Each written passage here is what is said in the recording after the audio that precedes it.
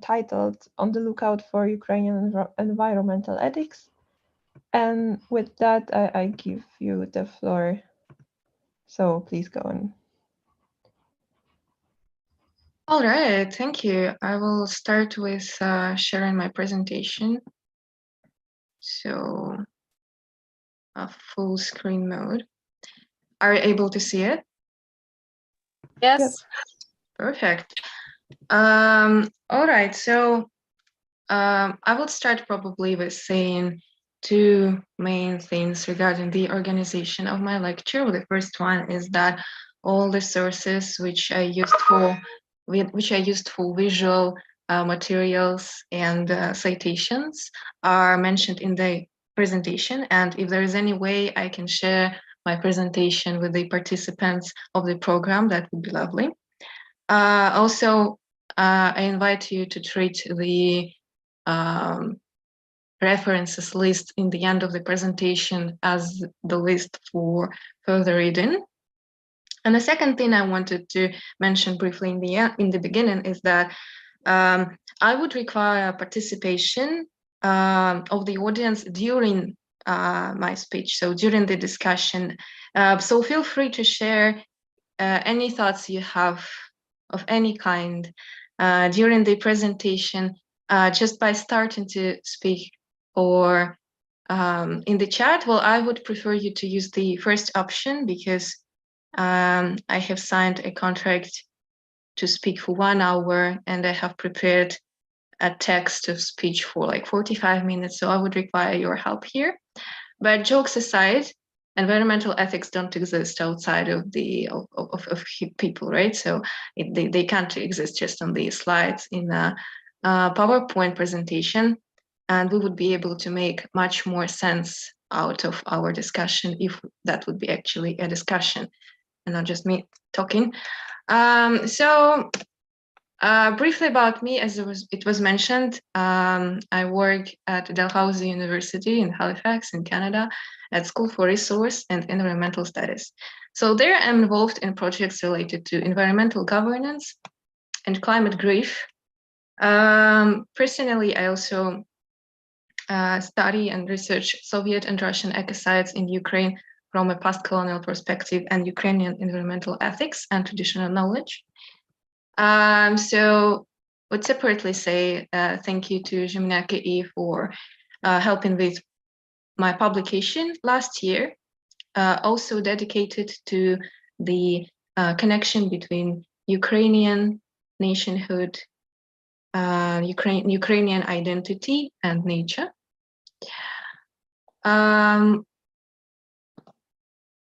All right, so our today's talk is divided roughly in 5 not even parts.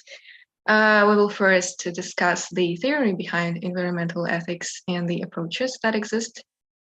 Then we would discuss ecocides as major turning points, the main influencing points in the evolution of Ukrainian environmental ethics. So here, as you see, I refer to ecocides in plural, not in singular. Then by the end, we would discuss traditional Ukrainian knowledge as the source for inspiration, probable inspiration of the post-war environmental ethics in Ukraine. Then we would have discussion, if you would have any questions, any ideas. So, all right, I would start by, so let's discuss environmental ethics as compared to classical ethics first. We'll start from the simple statement that ethics in general exists to help determine, to help settle the disputes, right? These disputes can be internal or external.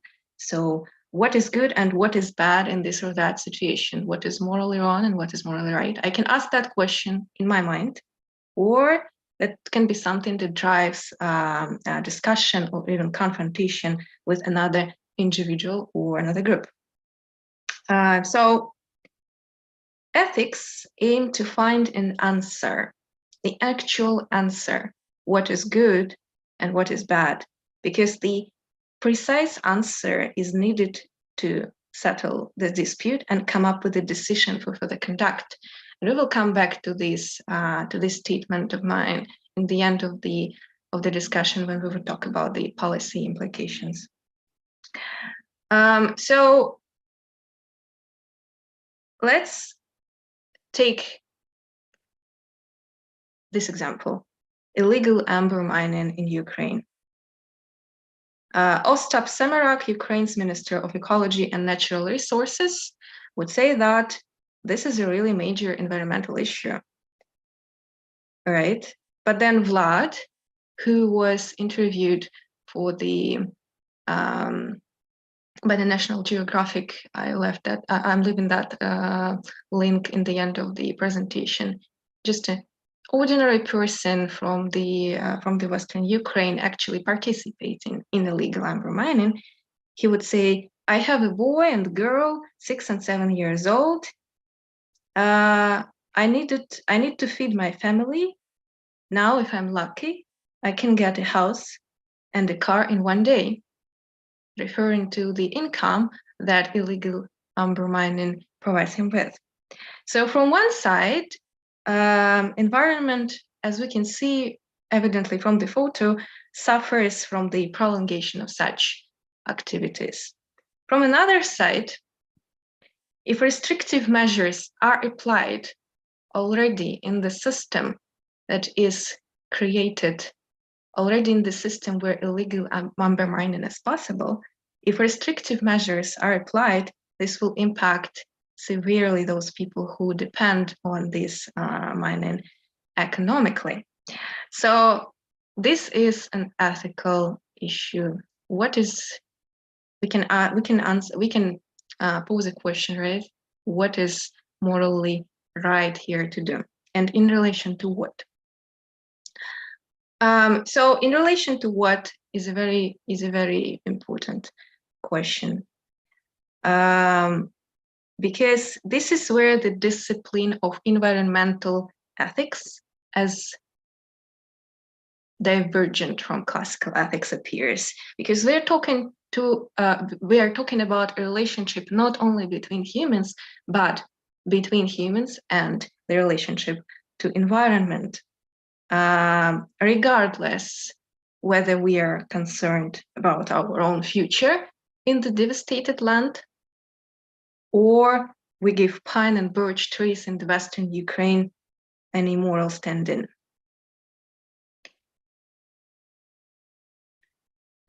So there are different ways to settle a dispute in environmental ethics, and you can all agree with me that it depends on whose voice is more important among the parties involved in a dispute, or rather, who is able to have a voice.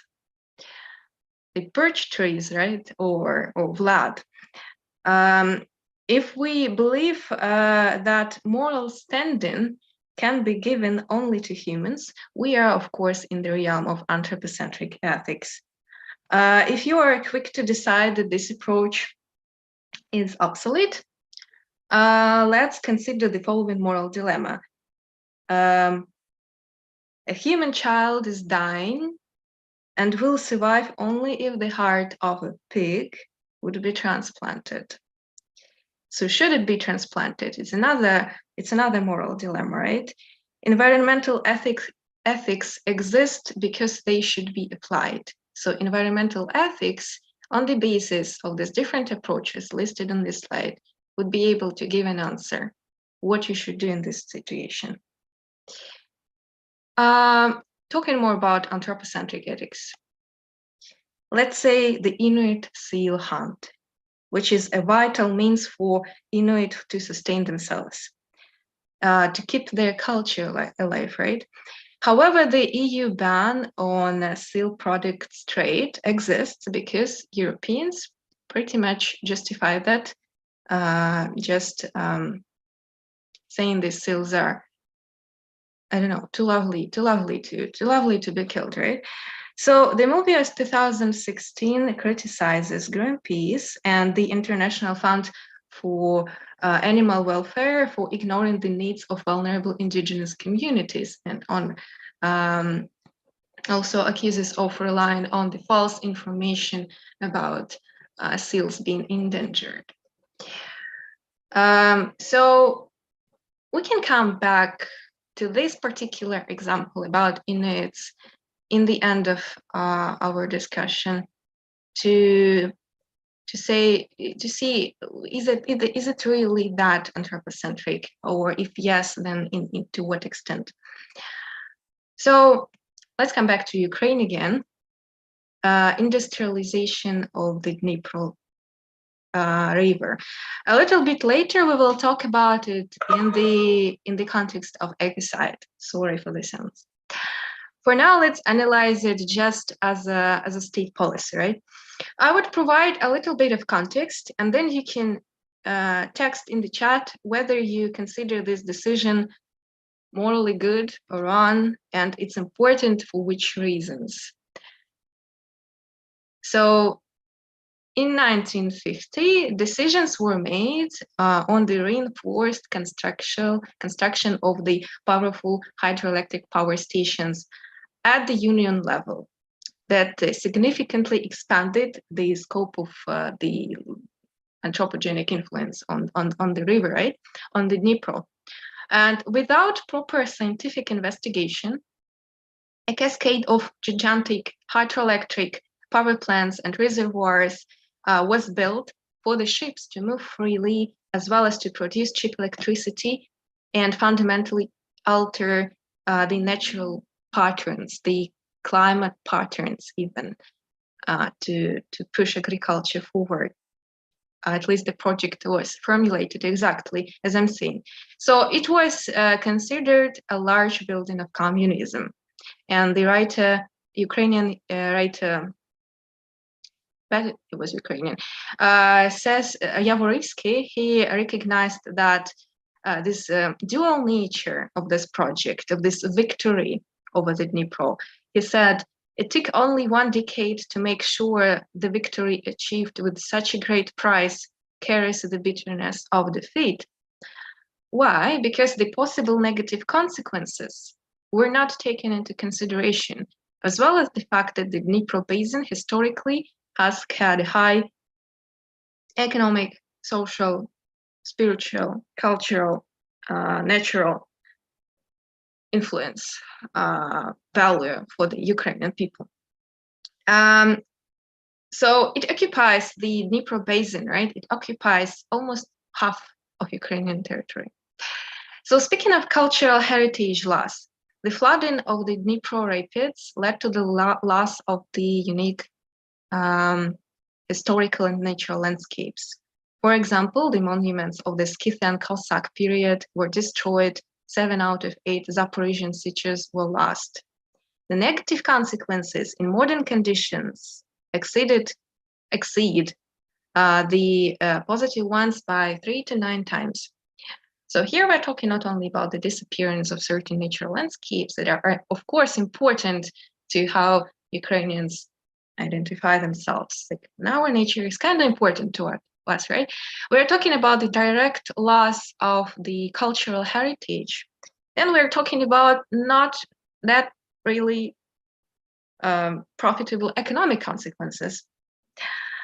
Moreover, right now, Ukraine faces a dilemma that we don't know what to do with Dnipro gas, because the experience of other countries says to us that we have to try to remove this dam. But then if we actually do that, we're doomed, because nobody on the whole planet, even including Japan, won't be able to help us with the amount of radioactive waste that is right there on the floor of the river, and which will be spread throughout our territory if we actually do something with the dam. So this is a lovely part of the Soviet heritage. So please leave in the chat your thoughts about. Okay, so by the way, I told you about this project. it is already quite evident that was it right or wrong, right? But now tell me what are the reasons for you to think that this was a wrong project to implement? Because these reasons are not actually that self-explanatory. They're not really understandable. This is not something. So in our daily decisions about something that about things that we consider self-explanatory, we are largely influenced by our background in education and social ties, everything. So we would probably say here that, well, of course it was bad because it was bad for Ukrainian nation. Well, I invite you to tell me why it was bad for Ukrainian nation. Or maybe you have other ideas about why it was bad. Or maybe you think that was actually a nice project in the, like, let's say, in theory, and could have brought more positive consequences if implemented differently. So was it a right or wrong decision to build Dnipro gas?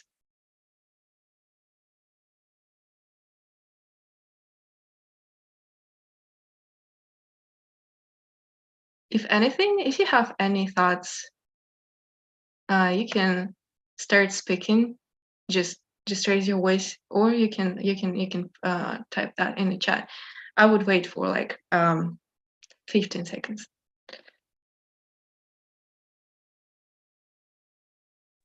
Well, for me, if you don't mind, I'll speak.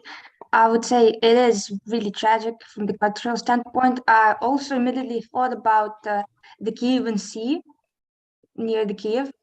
That was basically, essentially, that was another like Ukrainian village that was just, flooded. So when stuff like that happens, it is really tragic because you get rid of those historical monuments almost that you won't be able to easily retrieve after, or like make it for everybody to see in any way, shape, or form. But what I'm wondering is, would have been Dnipro as easy to like move on with like ships and stuff if it wasn't for the partial like flooding of it, to get rid of all the rocks and the banks and all that stuff? It's double-edged sword.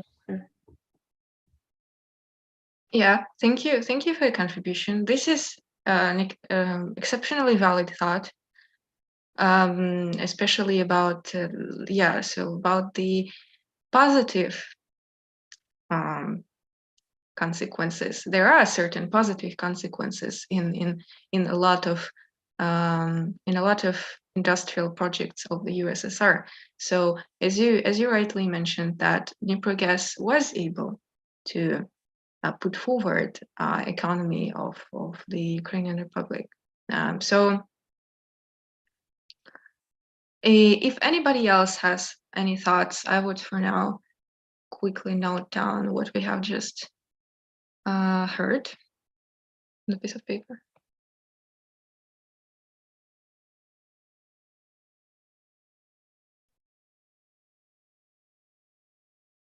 I think maybe that the idea was good, but the process and the final realization that we have now, it was so cruel, and it doesn't cost, the idea and the final result doesn't cost the people lives and these cultural and ecosystemic troubles that we already have now. Yeah, and we also, I suspect that in order to like flood it, they had to displace people that lived previously on those grounds,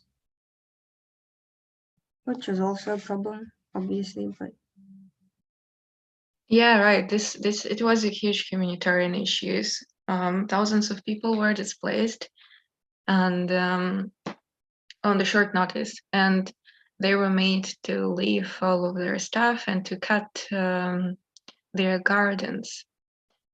There is also a thing that some of the experts would say that these people were offered an accommodation, and say they were offered an accommodation. They were able then to live in apartments.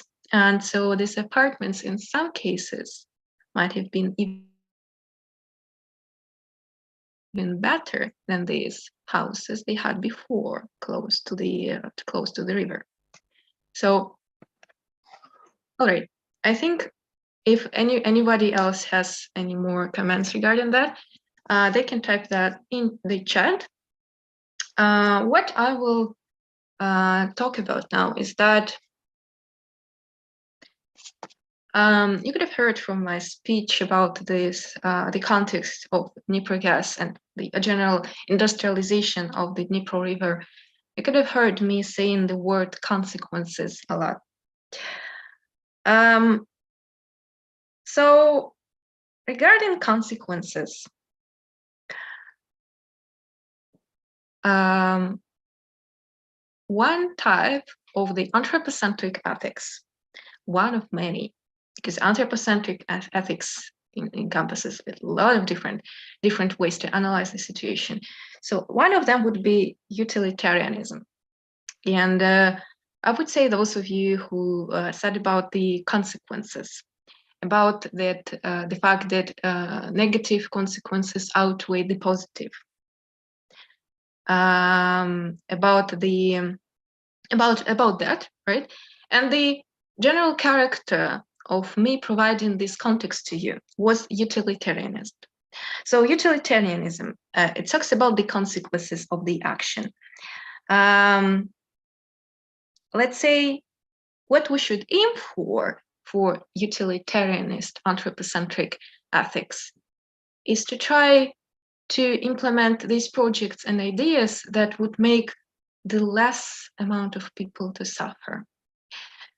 I kind of rephrased it a little because actually it is formulated like we should make as more people like enjoy the pleasures of our successful project as possible. But then you see here a small gap that actually says utilitarianism would accept a certain amount of harm. So some people, if they are in minority, they can suffer because the majority of people is all right. So this is why I rephrase it in a way that to make the lesser amount of people suffer. Of people, all right? Of people. So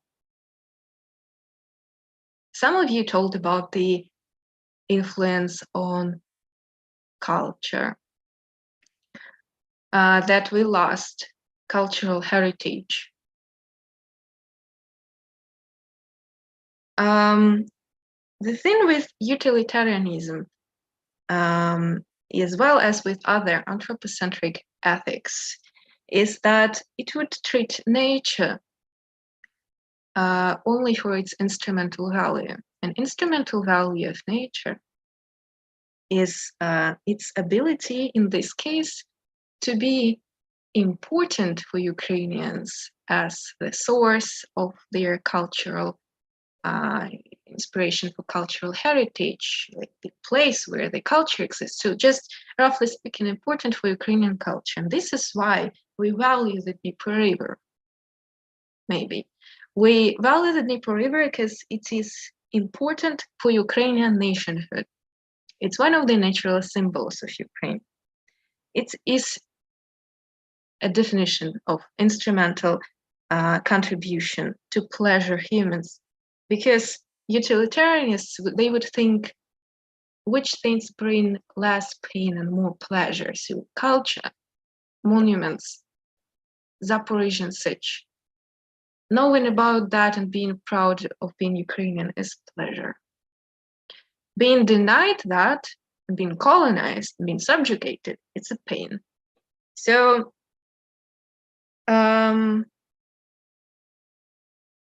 the other way around would be still in anthropocentric ethics, though. And here would probably displacement of people as a humanitarian issue would actually refer to that Another type of anthropocentric ethics is deontology.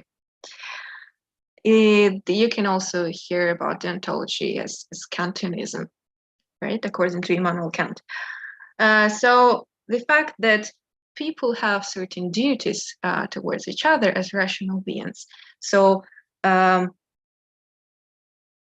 this decision to build this to implement this project of the Dnipro gas in life was morally wrong because it led to suffering of people, and nations should not make other nations suffer because they have certain duties towards each other. Here you already can see how I extend Kantianism toward international relations, and this is exactly what modern international relations are built on. That all nations have duties and responsibilities towards other nations. So here we're talking about the Soviet Union as implementing this imperial project, which appeared as pretty lovely by Moscow, as the violation of this duty toward a different cultural, societal, political group, a different nation. So if we talk about the fact that people harm each other by harming the environment, let's say I pollute the river, that makes my neighbors suffer. Such positioning of the discourse would be anthropocentric and will be rooted in deontology, because I'm focusing on people, and I'm focusing on humans here only. And I'm talking about the violation of these duties. I'm talking about myself not being a rightful citizen, not being a good citizen. So I hope those of you who were not too talkative, they still made this let's say reflection in their minds, right? As I always try to do when I read about this environmental disputes and stuff, then to come up with the very simple conclusion, that very obvious one, that Ukrainian ethics, although historically quite impacted by different cultures, different civilizations, they bear more resemblance to the vector of Western Christianity impacted approach. As we focus on what people want and need, right? And how environment can serve these needs. Even personal satisfaction from just knowing that beautiful river over the Dnipro exists somewhere, and it's so meaningful for me as a Ukrainian, it also can be considered anthropocentric ethics, because the thing is, nature bears an instrumental value here. It's not valuable just because it is. It's valuable because it means something for me as a human. Okay, enough with that. However, humans and human societies, right? They are much more complicated than to just incorporate one vision of environmental ethics, one vision of thinking, of valuing. So let's try to escape anthropocentric ethics if we can. So the question that I am going to ask you now, if you will be able to see my next slide. All right. The question is very simple. You're welcome to raise your voice immediately or just write it down in the chat. It's, would you kill this dog? If no, why? Obviously. Why? I'm vegan. I don't support animal cruelty in general, but obviously they're alive beings just like us. They have feelings, emotions. Right. They have feelings and emotions. Okay. Any more thoughts on why would you not kill the dog? Or probably somebody wants to massacre this poor creature. No, because I have no rights to take someone's life. Right. This is also a valid. I'm writing all of your responses so that I can then generalize, right? But this is also of course a valid point of view. Okay, I see something in the chat. No, as far as it didn't do any harm to anybody.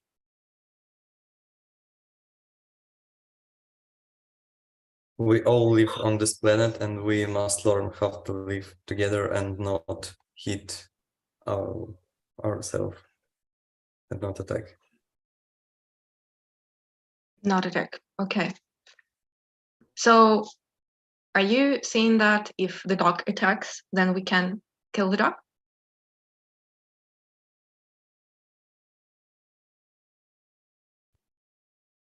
I think that we must teach the dogs how to know attack, so we have such possibilities to train them to prevent such attacks, and we must do it. Mm-hmm.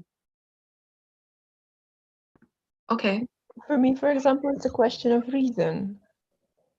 Meaning, I can imagine hypothetical situations where I would do that. For example, I don't know if kill, but at least, sorry, let me just admit, Martina, at least, I don't know, I know it sounds very cruel right now, but to some extent harm, depending on the situation and on the reason behind it. Mm-hmm. Okay. So what can be the possible reasons for you to kill the dog? You mean like self-defense or something? Sorry? Self-defense or something? For example, I mean, of course, it's all hypothetical, and I want to say no, I wouldn't. But I also think it's, I don't know, I'm a person who believes in never saying never, and also in the situation it works as well. And I imagine, hypothetically, of course, I don't know, I have a kid, the kids get attacked, I stand in defense, and the only way, like, I don't know, that's the like final of the final resort, hypothetically. Mm-hmm. All right. This is very interesting. Okay. If anybody else has any comments, there you're welcome to write them in the chat.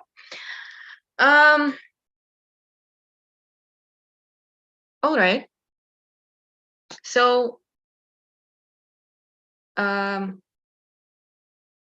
would just right now ask you another question, and then we will generalize this all two questions together. So just you can type that in the chat, or you can indicate that with your silence. Is how many dogs have you killed in your life? Just roughly, which number? Like 2, 3, 4, 5, 10, 1,000.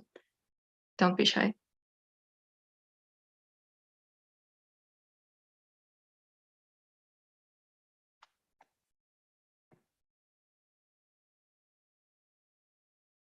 All right. Some people are texting that they haven't killed anybody of the dog breed, surprisingly. Somebody is silent, so I would treat that as no, you didn't. All right. So now how many of these have you killed in your life? Yeah, plenty. Plenty. Mm-hmm. So you already probably can feel, especially if you are into this. So let's say the animal rights movements, they like to play on this issue. So you probably can already guess where it's all going. I see. Oh, Josh, I didn't expect you to be that of you. Oh my God.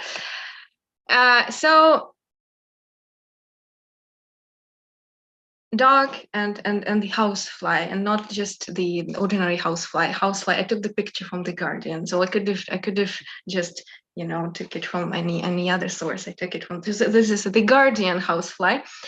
The thing is, you were talking about, let me see my notes, that the fact that animals, they can have feelings or emotions. And this is directly connected to your experience of killing more houseflies than the ducks. And this can be framed as biocentric approaches, especially if you're saying that you don't want to harm the dog, not because it's somebody's property, because that would be anthropocentric, that we know. You're saying you don't want to kill it because you have no right. It has feelings and emotions. I don't want to harm anybody.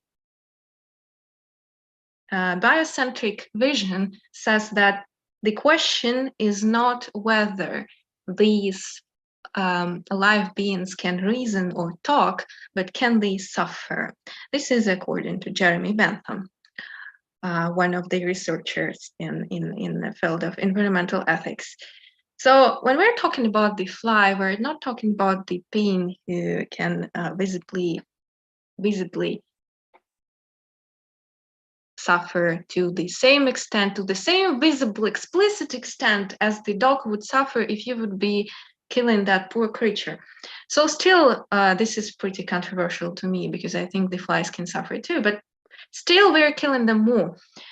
So I asked you that question to show you the downside of biocentric ethics, because if we are comparing creatures on the basis of their sentience, on the basis of their ability to show emotion and feeling, then it's not really far away from anthropocentric ethics, because in a dispute where a human and an animal would be involved, we would choose a human, because humans, they, of course, scientifically proved, they are much more sentient than any other creatures on the earth. So this is somehow related to what was told about if a dog attacks me, I would kill it.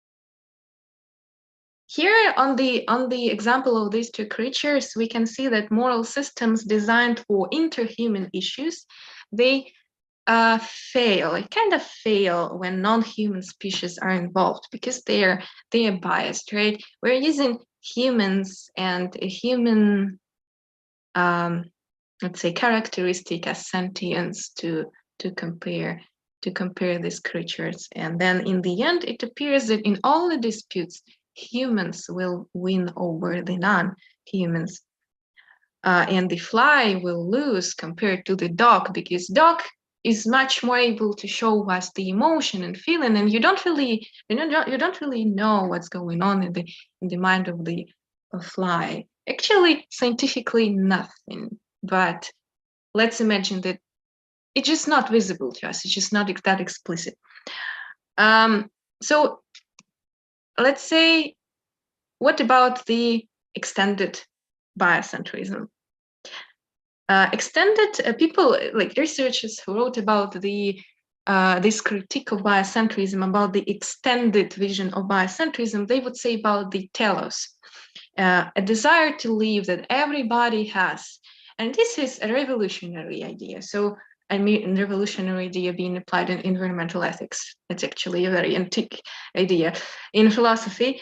That every being, every alive being has this purpose, and the purpose is to live, right? And let's say then the human and the flower, they don't really have any difference, because we both having the same purpose. The only difference is that the flower is not conscious of its purpose, but it's not important. According to the extended biocentric ethics, it's not important whether something is conscious of their purpose to live and to be healthy and to be a nice representative of their own species. So this is the first aspect about the extended biocentric vision. And then the second one is that the objective description. We can see what, roughly see, right? What would harm a dog? What would harm a flower if we step on it? This is objective that their purpose, that we will, let's say, create complications on their way to implement their purpose of living. But then the other question that appears is, all right, let's grasp into this idea of telos. This is fine, but then what about such things as rivers, right? As mountains, and not live objects, right? Not inanimate nature. Do they have a telos? No, they don't have a telos. They don't have a purpose, because these ecosystems, the ecosystems in general, their form, their structure is the result of the multitude of organisms adapting to each other. So it's a consequence of the constant adaptation. Let's go back to the to this pine and birch tree forest that illegal amber mining destroys, and let's think about them as ecosystems. Would you engage in illegal amber mining? And if no, why? You're welcome to write that in the chat. But the thing with the ecocentric vision, how would it analyze the issue? It's not that these forests are important for Ukrainian national identity, or that these forests are property of the state, or that these forests are, I don't know, they can suffer. Well, they visibly do not suffer according to the biocentric ethics. And according to the ecocentric ethics, a thing is right and decision is morally right when it tends to preserve the integrity, stability, and beauty of the biotic community. Somebody of you tell this one phrase that we all live on this planet. And this is exactly what ecocentrism is talking about, that humans are part of the ecosystems. It means that they also have this responsibility towards other elements of the ecosystem and ecosystem in general to sustain the ecosystem. So the only problem here is about individual rights, because then it appears for ecocentric ethics that individual rights of the one, like, let's say, flower growing in the field, one like human doing whatever they want to do in the field, living there, it's not as important as the livelihood of the whole ecosystem. So do whatever with that information, whatever you want. We can discuss that by the end of the lecture, like the discrepancy between individualism and collectivism when we're talking about ecocentric vision. But the thing is, what I want to say is that we can value ecosystems as the Dnieper River, the Dnieper Basin. We can value it for culture. It's the first thing, and then it's obvious. And then we can value it just because it is there. It's intrinsically valued. So nobody of you told about that, and maybe somebody of you just thought that it's just there, and this is why it's valuable.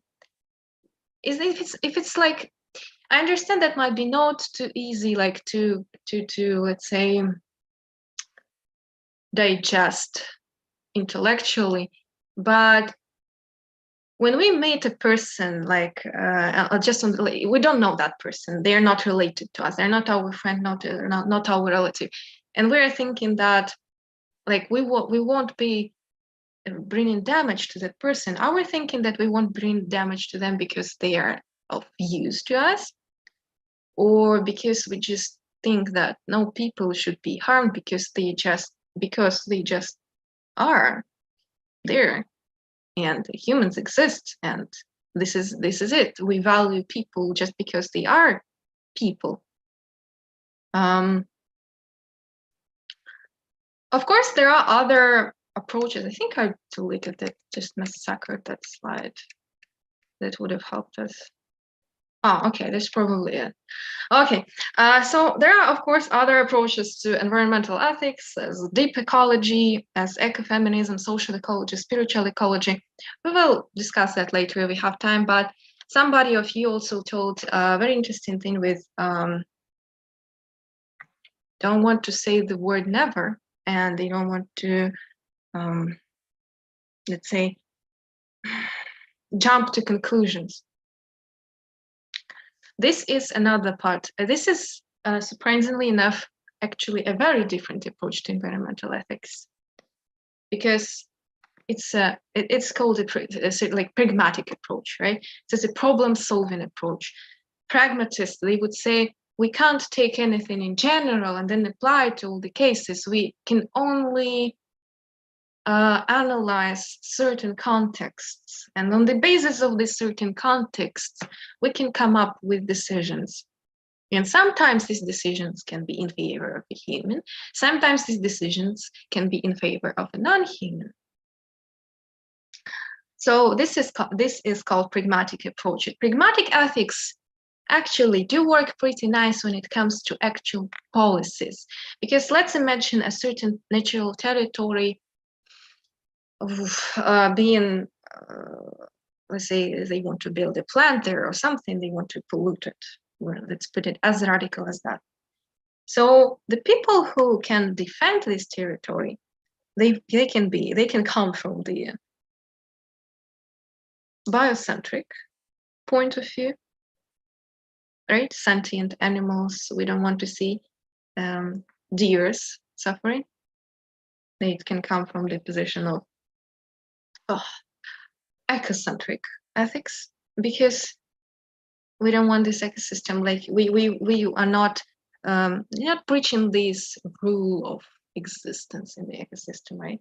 Then it also can be a hunting motivation, like we want to hunt here because let's say my people has been always hunting here and this is important for my culture, so this is anthropocentric value, and maybe even rooted in spiritual ecology. So I feel myself, I feel that like my gods live here. I can't damage this place. So all these people coming from the different backgrounds, they all will defend the same territory, and they would fight for the same, like roughly the same, similar outcome. So pragmatic ethics is about consensus. Let's get a bit more contextual here. We will talk about the type of major calamity that have been influencing Ukrainian environmental ethics. Today, people talk a lot about ecocide, the Russian invasion of Ukraine. It's caused considerable environmental damage, as you should have heard. So it undermines the global efforts to combat climate change. It also brings a lot of negative influence to our economy and to everything, right? To maybe even the idea of Ukrainian nationhood, if you dare to go that far.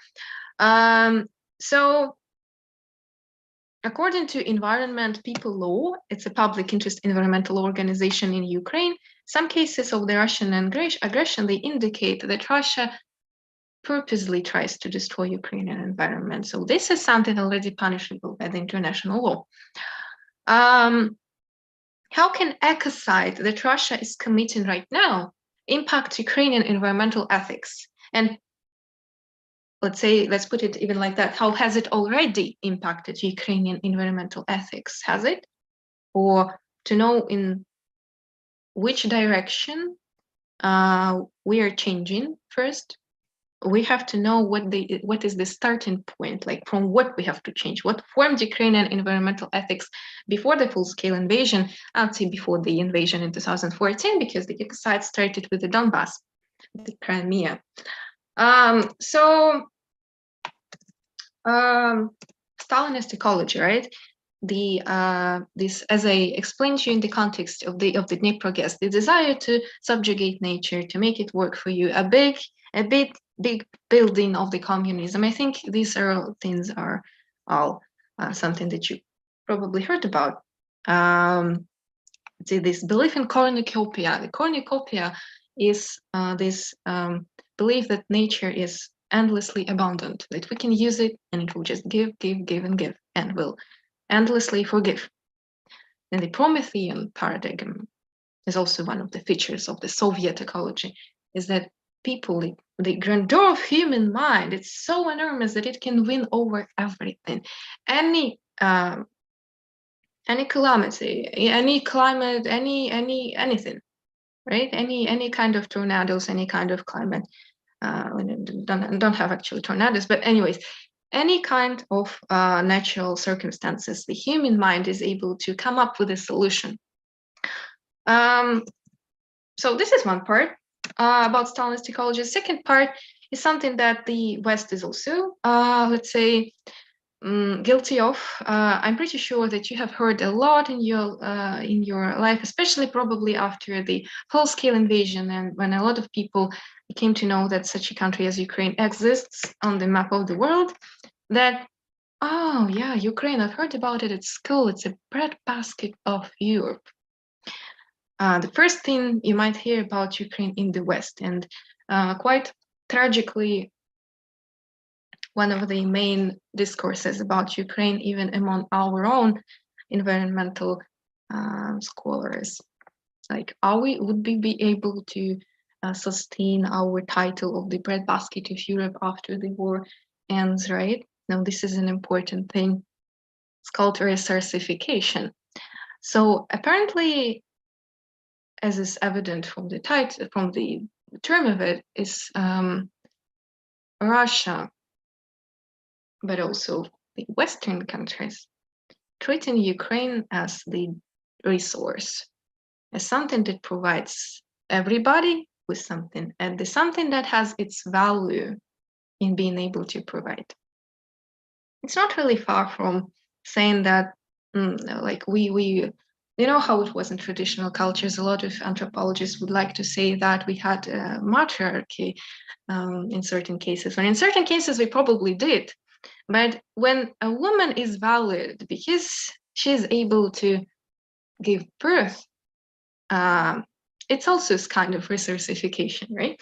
So it also a kind of instrumental value for a man. It's instrumental value of Ukraine for an empire or for the, let's say, Western partners. Well, I won't go here in comparisons between colonial attitude from like a Russian perspective and the Western one, because I think that is another interesting issue which I'm not really in favor of equating these two colonial visions.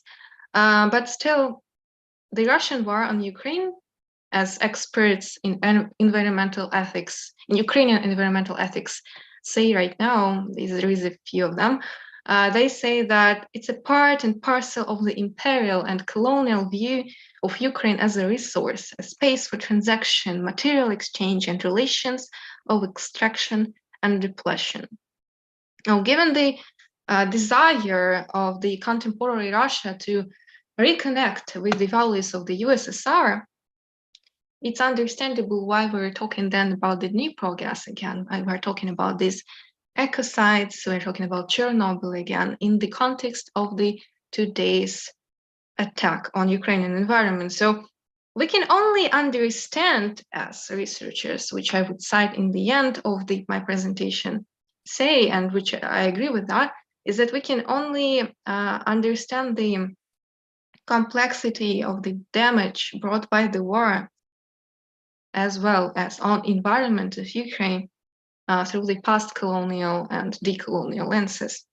So For example, Darya Tsimbaluk, an amazing scholar, I cited a couple of her papers here. She studies the environments of Donbass, and she says that it means studying Donbass for her means constantly untangling the logic of Russian imperialism, which operates through military ideologic extractivism. So,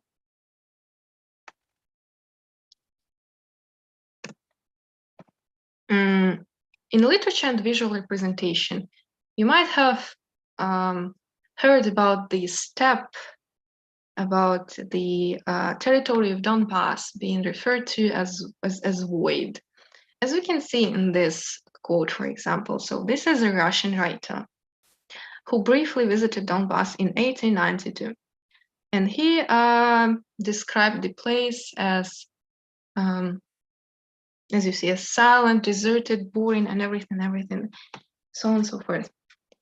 Well, this is actually how Ukraine and Donbass might look like in spring. It doesn't mean it looks worse in all the other seasons when pretty flowers are not there.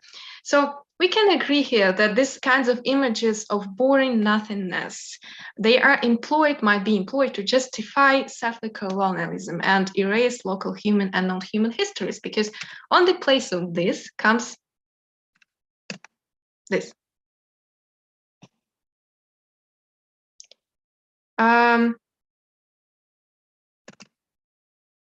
Well, this is exactly what an imperial project would try to erase. This is the land, the nature, the landscape that are the values, that they bring. If we're again talking about this anthropocentric part where we're valuing the culture, they're valuable for Ukrainian identity, for Ukrainian nationhood, for Ukrainian culture. We don't consider them being boring, at least those people who live there, whose folklore, his songs are written about this steppe. They for sure don't consider it being boring and void and everything. So I already told you about the connection with the feminine image. Here you can see the land of Donetsk. That's a mosaic of the Soviet times, and here you can see a woman, and the thing is that this is an image of the woman and an image of the land united. And she's depicted, as you see, lying on her back, and her body shapes the landscape. Her legs are hills, and her hair is wheat in the field. So then when we're talking about the attack on environment, we're talking, have you noticed how many times we're in pop culture and culture, in talking about, in media coverage of the war, we will talk about the rape. Because the relationship between the colonizer and the colonized, an aggressor, a victim, and the rapist and the victim, these are exactly these kinds of connections that ecofeminism would draw, which is also lived in the Ukrainian Environmental Ethics. So wrapping up with this, the invasion of Ukraine has mobilized the urgent necessity to research about our colonial experiences, to compare these experiences with each other and with experiences of other nations on the planet. And as we can see, Russian invasion, ironically, inspires Ukrainians to reflect on historical experiences and on environmental side of it as well. So while Stalinist ecology influenced Ukrainian nature and minds by this extremely exploitive kind of ethics, which actually, you see, it's like our people are very impacted by that. It formed resistance still in form of intelligentsia engaging in literary debates, art production, and political movements. As you can see here, the program of the People's Movement of Ukraine, showing how diverse the landscape of Ukrainian environmental ethics actually is. So ecofeminism, what we discussed before. So I am far from idealization of Ukrainian environmental traditional and modern ethics, but for sure we can say that one of the global sins of the Soviet Union is erasure of diversity. So nature could not have been viewed in any other way except for the as I said, Stalinist, cornucopian, all of that. However, then we hear from the political movements in Ukraine that appeared in the Soviet Union in a lot of cases on the basis of ecological movements, such as the People's Movement of Ukraine, how they connect colonialism and ecocide, Ukrainian nationhood and environment were embedded in. And they would say, we have to free ourselves from this colonial rule. We have to save ourselves and our nature. And the discussion on the pages, for example, of the weekly People Literary Ukraine in the 60s, exactly about industrialization of the Dnipro River, where writers of Ukraine, they evaluated this decision, evaluated this project as we just now did. They would write about their personal grief that such a beautiful place will not exist anymore. And they talk about the whole ecosystem, the Dnipro Basin, as they know, as they knew it should have been, it wouldn't exist anymore. So we can argue that they implied not just instrumental value of the Dnipro beauty to humans, but also partially an intrinsic value of the ecosystem in which we're all embedded. They were just sad that the destruction occurred, let's say. Of course, where they were talking also about Ukrainian culture, nationhood, everything. But then isn't it tragic when the destruction of that scale actually occurs, regardless of Ukrainian nationhood? So biocentric values can be found unraveling today in a discourse of animal rights during the Russian invasion. Animals can be refugees too. Because I will remind you, it doesn't matter whether they talk or whether they reason, it matters if they can suffer. So you are free to provide in the comments any other examples of the impact of historical and modern ecocides on Ukrainian environmental consciousness. And we will move to the final thing that I wanted to talk to you about is traditional knowledge. So traditional knowledge, that was already mentioned probably a couple of times as well, at least in the context of Ukrainian culture in general, the importance of it as something that the Russian imperial and Soviet colonial and Russian Putinist contemporary projects have been trying to erase. So let's discuss first what is traditional knowledge. After the World War II, a new vision of environment appeared as a holistic vision, a holistic approach to ecology. So it's provided a view of the planet as a system of interconnected relations. Remember what you told about us, allos living on one planet. So according to Barkas, and this is a very famous scholar in sacred ecology and traditional knowledge, and it was a radical departure from what people believed in. They believed in things the thinkers of enlightenment told them, that the nature is static, mechanical, disembodied. It's something that far away from us. There are people and there is nature.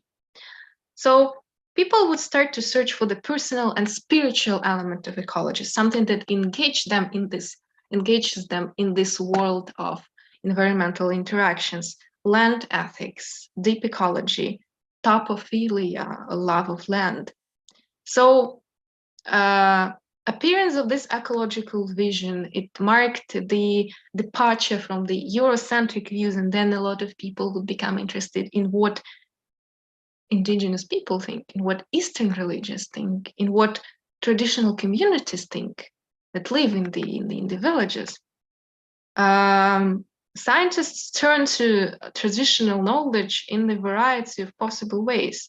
So it's not only ecology, it's agriculture, it's pharmacology, it's water engineering, it's architecture. Right now, if you Google that, if you Google Scholar that, you would see plenty of publications from scientists trying to analyze how traditional knowledge is actually applicable today. And it is, in many cases, pretty much applicable. And they're asking the question, why didn't we think about that further? Why didn't we ask our, let's say, grandmothers, grandfathers earlier about these things? So traditions are the products of generations of intelligent reflection tested in the rigorous laboratory of survival. I really like this formulation, but you can see the definition on the slide. So that is a cumulative body of knowledge, practice, belief. It evolves, it adapts, it's been handed down from one generation to another. And then on the right, you can see the characteristics of the traditional knowledge provided by the Inuits. But you can all agree with me that sounds kind of similar. Like, we can say that traditional knowledge in general might sign under some of this, at least some of these characteristics. So we're talking about traditional knowledge being not a content, not the, like, say, this obsolete, antique, not related to any, like, already useless things that your grandmother would tell you about. We were talking about this as a process. We're talking about the traditions that actually manage to survive today because of this process of being checked thoroughly by the circumstances of the change in time. What are Ukrainian examples of traditional ecological knowledge? You can find some articles, not as many as you would want probably to find. You can also leave the comments in the chat if you know any ecological traditional Ukrainian knowledge. So, for example, there is a study about the use of plants in ritual in the Western Ukraine. As you see, they put that on the floor, and that means something. That means something. This is what the publication is about, right? And so the publication emphasizes that during the Soviet times, it was forbidden. Nobody did that during the Soviet times. And now, for some reason, now, although probably in a certain, like, let's say, marginalized way, villages will turn again to this practice. And they refer to it as ecological Ukrainian knowledge. And then the second part is about the Skol district in Ukraine's Carpathian Mountains. So, as well, a very interesting article saying that the central landscape element influencing development trajectories is the traditional village right there, right now. Although it's being oppressed, it was oppressed by the Soviet Union, it is reviving itself again. And then they refer to it as the something that protects cultural diversity and something that helps deal with social stability and stuff. So the last thing I would say today, and then we can begin the final discussion, is that what then traditional knowledge and thinking about traditional knowledge and being inspired by traditional knowledge in Ukraine would mean today, would mean for environmental ethics of Ukraine today. As you saw before, we were talking about the usage of flowers, let's say, during the rituals. So ritual is a reminder of dependence and responsibility. And let's say, I personally think, as well as some scholars also would support my my statement, that it's not necessary to be Christian, it's not necessary to be pagan to be inspired by this kind of ethics that you see right there on the slide.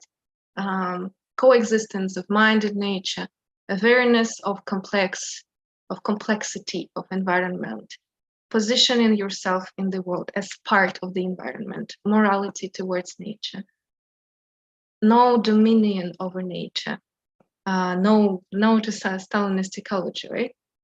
And then, of course, the question that you would ask, and the people who would probably invest into my research also would ask, how can we then implement that? What can we do to implement that in practice? Like, how is it applicable, right? And here again, remember in the beginning, I talked about the importance of ethics in practice. So the applicability of ethics. Then when we come up with the social policies, right? it's important to empower local communities by creating the transparent, explicit decisions that we would be able to use again and again. And for that, we would need a very transparent process, right? We would need to reflect on the values we were using in the process of coming up with the decision. And this is where environmental ethics and environmental philosophy actually comes in, because we are not even able to formulate an environmental dispute if we are not referring to environmental ethics, because this is exactly what helps us determine what is environment. What do we treat as environment? What do we treat as nature? Some experts in environmental ethics, they would say that nature is dead. There is no nature because there is nothing left on the planet that is not impacted in certain way, at least by humanity. Or let's say some experts would say that environment is just everything, including these cities and streets and cars and everything. So environmental ethics help define the issue through conceptual analysis, through the deconstruction of the concepts that are involved. And then, of course, in the end, we should remember that science is impacted by what society considered to be important. And this is why it's important to study how environmental ethics of Ukraine have been evolving, because then we're able to say why we consider certain things important. Why are we answering like we did today about the dog, about the fly, about the Dnipro gas? Somebody told that it might sound cruel. No, it didn't sound cruel, because we created ethics today. We began from the scratch, and we discussed. We created the value. We decided whether it's right or wrong. Then this thorough analysis of what impacts our decision and where we actually can position ourselves in this spectrum of ecocentrism, biocentrism, anthropocentrism, whatever ecofeminism, is important to come up with the transparent decisions in a democratic society. All right. So this is the end of it. Sources, a lot of sources, as you can see. And then thank you. You can text to my email whatever you want. And then if you have any questions, I would be happy to answer. Thank you. Thank you, Kateryna. It was definitely inspiring and Thank you. Are there some questions from you, from the audience? I maybe have like to clarify that I didn't kill the dog. I was in China at the time, and someone served me a dish, and then they said later that was had dog in it. So I was quite, it was a bit of a shock. But I wanted to say, thank you so much for the lecture. It gives me a lot of food for thought, but also I hope the Healing the City group as well that I'm overseeing. But it reminded me of a really kind of tragic story that my wife kind of came in contact with when she was in France. She was staying with this French lady, and she said, "Oh, I wish they would just stop this. You know, why doesn't Ukraine just give in and capitulate? Just think of what's happening to the nature." My friend. No, Yulia's just clarifying it wasn't her friend. I didn't say your friend, did I? Anyway, a lady she met. And it was just such a striking attitude to take for me that I'd never heard this kind of thing. Just, okay, let someone be colonized and massacred. Just, so like the idea of the nature is unspoiled. And it was just such a kind of imbalance. So that's kind of just an observation. But I just finished a book called The Lost Rainforests of Britain. And there's like now this movement that is trying to save these rainforests because they are basically, they've sort of realized that it's not just like the environmental route that they have to go down, but they also have to go down the sort of intangible cultural heritage route, that the sort of the folk belief and customs that underpin mainly Welsh identity are a reason to say that you can't destroy these forests because that's where basically the myth was born. That's where our identity was born. So now they're using this as a way to implement and change and influence policy in terms of basically cutting down trees for farming. So yeah, it was just a really fascinating thing, and just those two examples I thought kind of coincided somehow. Yeah, thank you a lot for your contribution. This is something, yeah, as a person who researches this environmental side of the war, especially let's say from countries with this Eastern religions involved, I would hear a lot from the media coverage, this discourse you told me about, that the war needs to be stopped because nature is suffering. Well, here it's actually undermines, at least like how I try to combat this discourse when I meet it online or offline, is that as Ukrainians are indigenous people on the land of Ukraine, right? We are entitled to decide what we have to do with the environment which we're embedded in. And it's not only about the usage of its for our own culture, but it's also about our, our relationship with our ecosystems, our embeddedness in that. So apparently when people from a very, like, let's say, different part of the world will tell me that we should stop the war, Ukrainians should do something because the nature is suffering, they are actually analyzing it from the position of their anthropocentric vision, because for them, nature of Ukraine means something. It means that they just know that a beautiful place might be existing somewhere, and this is instrumental value of Ukraine for them. This is also kind of resourcification, at least as I see it, but like kind of like spiritual one. You're just, let's say, know that something beautiful exists somewhere, and you are like kind of inspired by that. This is of course a valid thought, but anthropocentric still.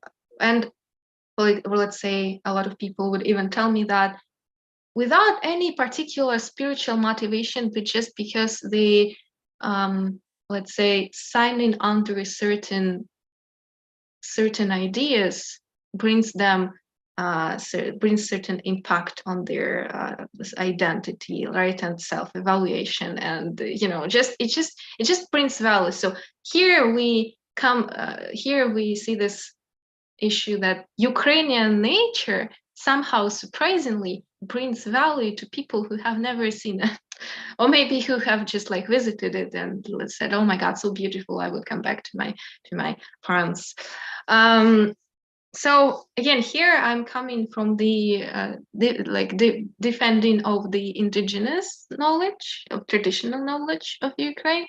Then we are embedded, and this is our land, so we are deciding what to do with it. And I'm really thankful to the ethics of the native people of the Northern America who are really like writing and contributing to this part of the ethics. Right. Yeah, no, thank you. I have oh yeah, sorry. I kind of have a feeling we wanted to ask about the same, but I have a question from Kirill, who needed to leave earlier.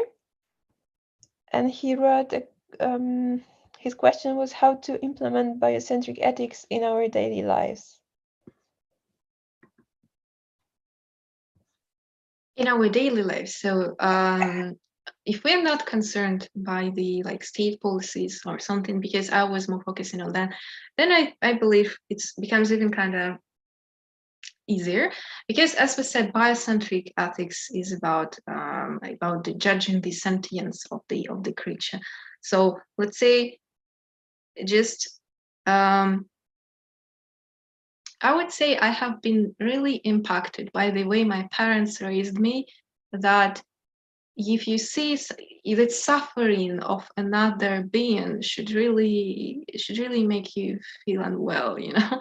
So I think this is the central point of biocentric ethics, to teach your children that, right? To proliferate this discourse of to not cause any suffering, and then to kill the flies, right?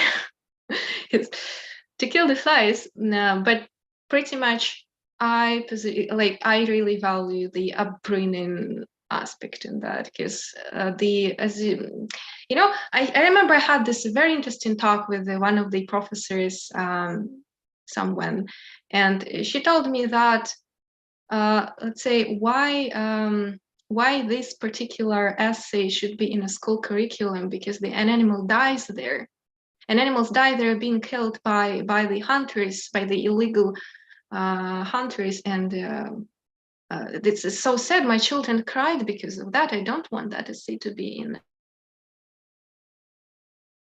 a school curriculum. And the question that I pose then, which arises in my mind, is like, why would you not want your kids to cry when they're children, for them not to become murderers in the future?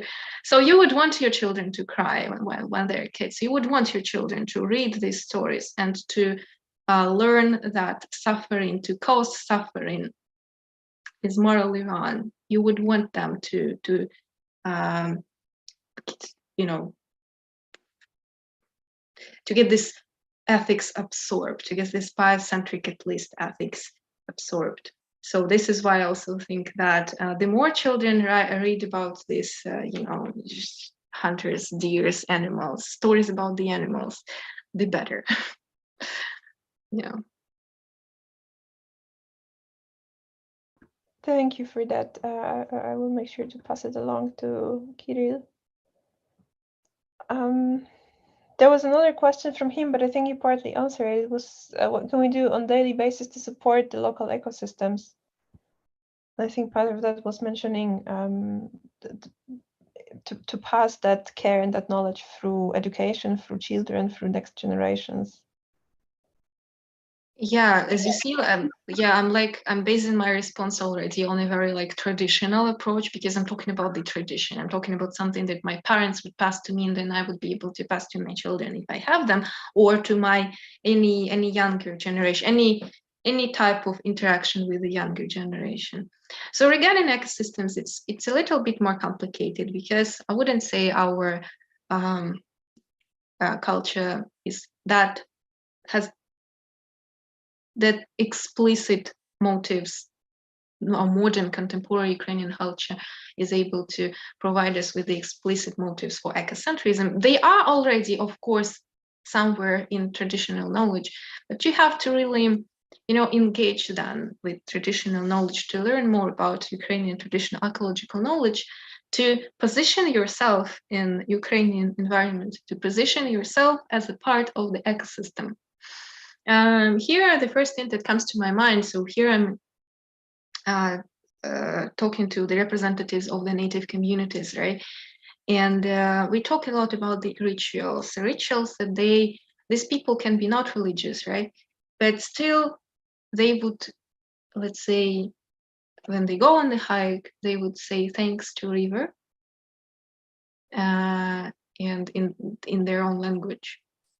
And they will place a little amount of tobacco close to the river. So a ritual, as I said, is nothing more and nothing less than the acknowledgement of your responsibility and your dependence. So they're dependent on these rivers, they're dependent on the nature that's there. They were given this gift of tobacco, right? This is the showing of respect. We're not talking here about how actually tobacco is important to the river. We're talking just that they are, let's say, conscious of their dependence and conscious of their connections. So regarding ecocentrism, I would say to connect with your roots, because you can't connect with the roots of nature if you're not connected with the roots of your people. Well, this is my personal statement. Thank you. That was beautiful. Appreciate the last remark. Any more questions? I guess not anymore. I will just stop